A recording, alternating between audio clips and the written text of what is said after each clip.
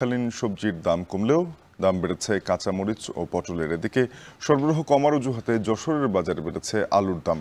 সপ্তাহ ব্যবধানে প্রতি কেজিতে আলুর দাম বেড়েছে 10 টাকা। এ নিয়ে আরও জানাতে চাঁদপুরের পাল বাজার থেকে যুক্ত হচ্ছেন সহকর্মী তালহা জুবায়ের এবং যশোরের বড় বাজার থেকে যুক্ত হচ্ছেন সহকর্মী রিপন হোসেন। শুরুতেই চাঁদপুরে যাব। তালহা, জানাবেন বাজারে শীতকালীন সবজির সরবরাহ কেমন দেখছেন?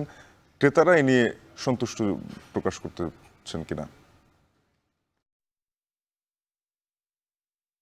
আমি আছি শহরের সবচেয়ে বড় যে পাইকারি বাজার, পাল বাজারে। আসলে এখান থেকে মূলত শহরের এবং শহরতলির যে সমস্ত খুচরা বাজার রয়েছে সেখানে কিন্তু এই শাকসবজি সরবরাহ করা হয়ে থাকে।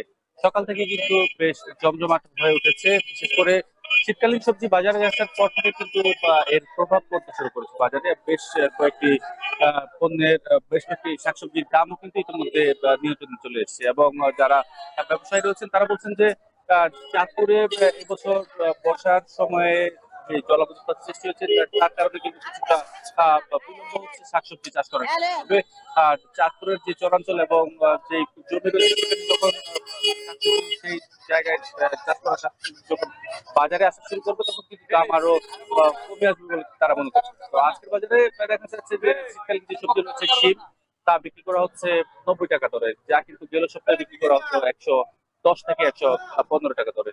তাছাড়া ফুলকপি কিংবা বাঁধাকপি রয়েছে, তা 10 টাকা কমে কিন্তু প্রতি পিস বিক্রি করা হচ্ছে 40 টাকা দরে। এছাড়া বরবটি রয়েছে, তাও কিন্তু 5 টাকা কমে বিক্রি করা হচ্ছে আজকের বাজারে 60 টাকা দরে। তবে এর মধ্যে কাঁচা পেঁপে বিক্রি করা হচ্ছে 5 টাকা কমে 30 টাকা দরে, এবং ধনেপাতা কিন্তু কেজি প্রতি বিক্রি করা হচ্ছে 50 টাকা, যা কিন্তু গেল সপ্তাহে ছিল 65 থেকে 70 টাকা দরে।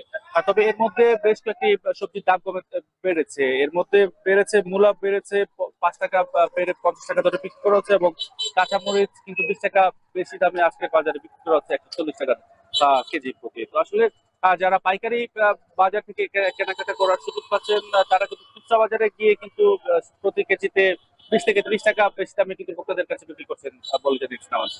তো সবকিছু মিলিয়ে দেখছিলাম চারটা থেকে শাকসবজি সবচেয়ে। এবারে যাব যশোরের বাজারে। রিপন, জানাবেন আলুর সরবরাহ দাম নিয়ে বিক্রেতারা কি বলছেন?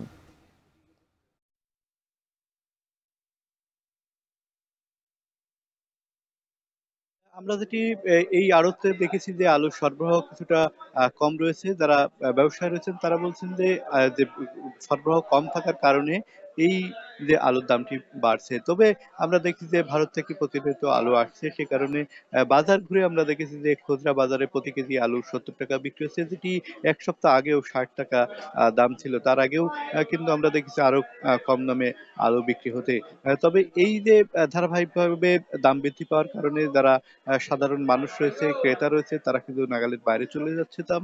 তারা যেখানে আগে 1 কেজি আলু কিন্তু প্রতি পরিবারের জন্য, সেখানে তারা অর্ধেক কিনছে, এমনটি তারা জানিয়েছেন। তারা বলছেন যে যদি নিয়মিত বাজার মনিটরিং করা যেত তাহলে হয়তো আলুর দামটি আরো কমতো। তবে যারা ব্যবসায়ী রয়েছেন তারা বলছেন যে এখন আর কিছুদিন পরে হচ্ছে আলুর যে মৌসুমের শেষের দিকে, অর্থাৎ যে কোল্ড স্টোর গুলোতে আলু রয়েছে সেখান থেকে আলু ফাঁকা করা হবে। এই সময়টা আলুর দাম আসলে কমার কথা। তবে কি কারণে বাড়ছে তারা আসলে সঠিক কারণ নির্ণয় করতে পারছেন না। তবে আমরা বাজারে যেটি বলছেন যে বাজারে কিছুটা আলুর সরবরাহ কম রয়েছে, সে কারণে দামটি বৃদ্ধি পেতে পারে, এমনটি তারা বলছেন। তবে আমরা প্রশাসনের সাথে কথা বলছি, তারা যেটি বলছেন যে তারা নিয়মিত বাজার মনিটরিং করে থাকেন। তবে যে আলু সহ অন্যান্য যে পণ্য রয়েছে সেই পণ্যের দাম কিন্তু বৃদ্ধি পাচ্ছে দিন গেলেই।